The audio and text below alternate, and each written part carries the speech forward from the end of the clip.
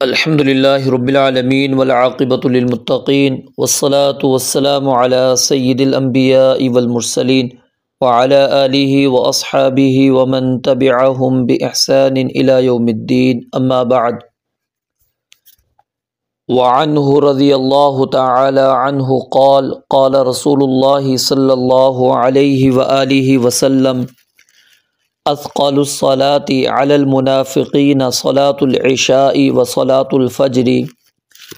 ولو يعلمون ما فيهما لأتوهما ولو حبوا متفق علیہ۔ سیدنا ابو ہریرہ رضی اللہ تعالی عنہ سے روایت ہے، بیان فرماتے ہیں کہ رسول مکرم صلی اللہ علیہ وآلہ وسلم نے ارشاد فرمایا، اثقل الصلاة علی المنافقین، منافقین پر سب سے زیادہ بھاری نماز صلاۃ العشاء، عشاء کی نماز ہے، و صلاۃ الفجر، اور نماز فجر ہے۔ ولو یعلمون، اور اگر یہ لوگ جانتے ہوتے، ما فیہما، کہ ان دونوں نمازوں میں کیا اجر و ثواب اور برکت اور فضیلت موجود ہے، یا دوسرا مفہوم کہ اس کے چھوڑنے پر کتنا گناہ ہے، کیا سزا ملنے والی ہے،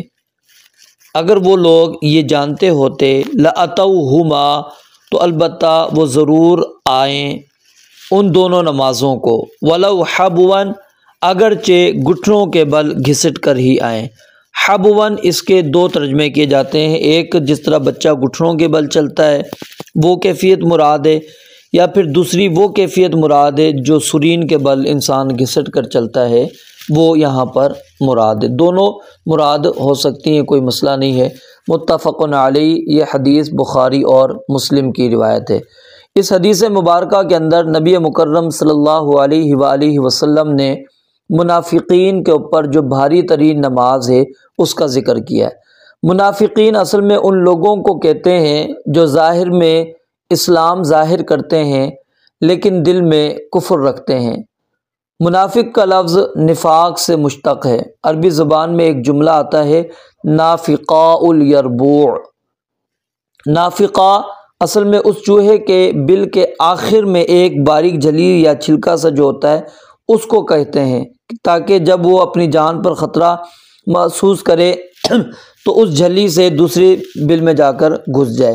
تو اس کو دوسرے الفاظ میں اس طرح آپ کہہ سکتے ہیں، یعنی کہ جنگلی جو چوہا ہے وہ بل کے دو سوراخ بناتا ہے، ان میں سے ایک کو وہ دکھاتا ہے اور دوسرے کو چھپاتا ہے، اسی کو کیا کہتے ہیں؟ نفاق کہتے ہیں۔ اور یربو ایک قسم کے جنگلی چوہے کو کہتے ہیں جس کی اگلی ٹانگیں چھوٹی اور پچھلی بڑی ہوتی ہیں۔ تو نافقاء الیربوع سے یہ ماخوذ ہے کہ جس طرح وہ چوہا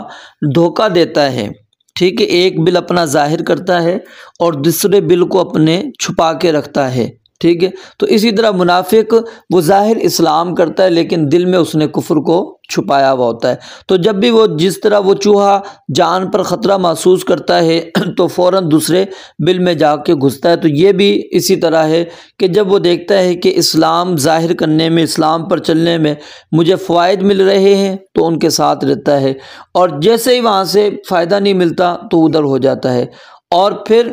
اسی طرح اللہ رب العالمین نے قرآن کریم کے اندر یہ بات بیان فرمائی ہے ان کے متعلق کہ وَإِذَا لَقُوا الَّذِينَ آمَنُوا قَالُوا آمَنَّا، کہ جب اہل ایمان سے ملتے ہیں تو کہتے ہیں کہ ہم مومن ہیں۔ وَإِذَا خَلَوْا إِلَىٰ شَيَاطِينِهِمْ قَالُوا إِنَّا مَعَكُمْ إِنَّمَا نَحْنُ مُسْتَهْزِئُونَ، تو جب اپنے چیلوں کے پاس آتے، اپنے ساتھیوں کے پاس آتے ہیں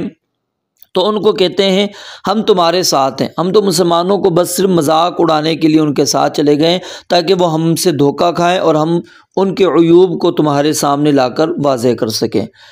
تو نفاق سب سے پہلے غزوہ بدر کے بعد کھل کر سامنے آیا اور بعد میں یہ پھر مزید پھیلتا چلا گیا۔ تو یہ منافقین نمازوں میں مسلمانوں کے ساتھ مساجد میں حاضر ہوتے تھے، لیکن دل میں کیونکہ اللہ رب العالمین سے مناجات کرنے کی کوئی ان کے اندر رغبت موجود نہیں ہوتی تھی، تو اس لیے یہ دو نمازیں ان کے اوپر بہت زیادہ بھاری ہوتی تھیں، ایک نماز عشاء اور دوسری نماز فجر۔ اور یہاں پر نبی مکرم علیہ الصلاۃ والسلام نے اگرچہ عذر نہیں بیان یہاں پر، یعنی کہ وہ سبب نہیں بیان کیا کہ کس وجہ سے یہ دو نمازیں ان کے اوپر بھاری ہوتی تھیں۔ عام حالات میں اگر دیکھیں تو دن کا بندہ تھکا ہوا ہو تو رات کو اس کو آرام کرنا ہوتا ہے، سویا ہوا ہوتا ہے، تو نیند کا غلبہ ہوتا تھا عشاء کی نماز میں، اس لیے بھاری ہوتی تھی کہ اب انہوں نے سونا ہوتا تھا تو اب وہ سو نہیں سکتے تھے، نماز کے لیے جانا پڑتا تھا۔ یا پھر دوسرا اس کا یہ ہے کہ وہ اپنی مصروفیت انہوں نے بنا رکھی تھی، یعنی اس دور کے اعتبار سے ان کی جو مصروفیت تھی وہ کیا تھی، آپس میں مجلس لگا کر بیٹھ جانا، گپیں لگانا، ٹھیک ہے۔ تو آج کے دور کے اندر ہم اس کو اس طرح کہہ سکتے ہیں کہ آج وہ ٹی وی کی صورت میں، ڈراموں کی صورت میں ہمارے پاس یہ وقت ہمارا صرف ہو جاتا ہے یہ۔ اور پھر فجر کے اندر کیا ہوتا تھا، وہ بھی نیند کا غلبہ ہوتا تھا، اس وجہ سے ان کے لیے اٹھنا صبح کے لیے مشکل ہوتا تھا۔ اور دوسری وجہ یہ بھی ہے کہ یہ دونوں نمازیں اندھیرے کے اندر ہیں،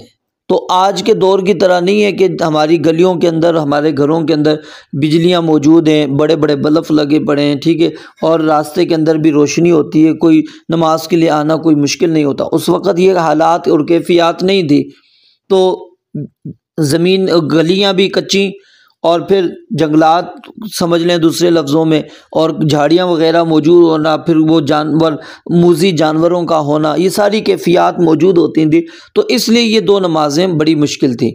اور یہاں پر نبی مکرم علیہ الصلوۃ والسلام نے ان دو نمازوں کا بھی اس لیے ذکر کیا، جیسا کہ آپ نے حدیث سنی بھی ہے، پڑھی بھی ہوگی، کہ نبی علیہ الصلوۃ والسلام نے فرمایا کہ جو بندہ عشاء کی نماز جماعت کے ساتھ پڑھتا ہے اور فجر کی نماز جماعت کے ساتھ پڑھتا ہے، اس نے گویا کہ پوری رات قیام کیا،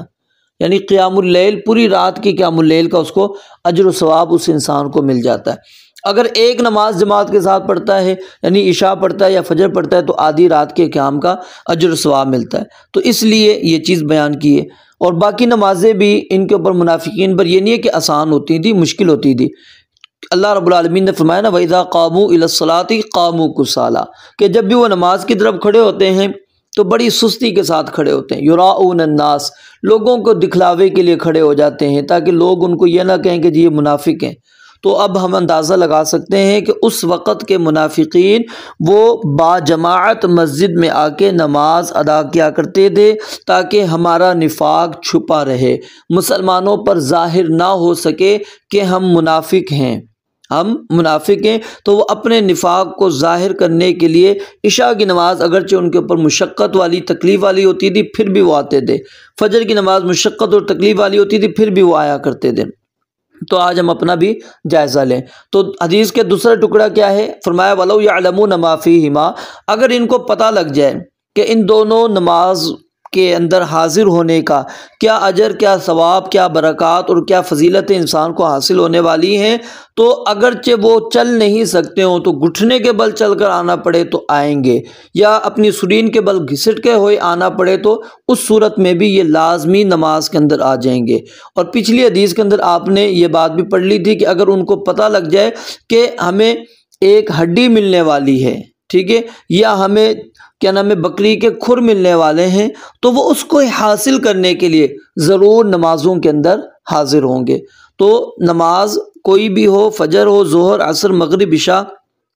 ساری باجماعت ادا کرنا کیا ہے، یہ ضروری ہے۔ اور اس کو علماء نے جو واجب قرار دیتے ہیں کہ جماعت کے ساتھ نماز ادا کرنا مسجد میں جا کر واجب ہے، ان کی یہ دلیل ہے کہ نبی علیہ الصلوۃ والسلام نے فرمایا کہ اگر وہ چل بھی نہ سکتے ہوں، اس کیفیت میں ہو، تو پھر بھی وہ کیا ہے، نماز کے لیے حاضر ہوں گے۔ تو جو بندہ نماز فجر اور نماز عشاء میں حاضر نہیں ہو رہا تو اس کو اپنا جائزہ بھی لینا چاہیے کہ کہیں نفاق والی علامات تو اس کے اندر پیدا نہیں ہو رہی کہ جس کی وجہ سے وہ نماز اس کے لیے مشقت والی بن رہی۔ وَإِنَّهَا لَكَبِيرَةٌ إِلَّا عَلَى الْخَاشِعِينَ، جو خشوع خضوع اختیار کرنے والے، اللہ سے ڈرنے والے، ان پر نماز بھاری نہیں ہوتی، کیونکہ ان کے دل میں اللہ رب العالمین سے ملاقات کا ایک شوق ہوتا ہے۔ وَأَقِمِ الصَّلَاةَ لِذِكْرِي، اللہ کے ذکر کے لیے وہ بندہ نماز کے لیے کھڑا ہو جاتا ہے، مشقت اور تکلیف کو برداشت کرتا ہے۔ جس کے دل میں یہ کیفیت نہیں ہوتی، ظاہر ہے وہ نماز کے لیے پھر آتا بھی نہیں ہے۔ رب العالمین سے دعا ہے اللہ تعالیٰ سمجھنے عمل کرنے کی توفیق عطا فرمائے۔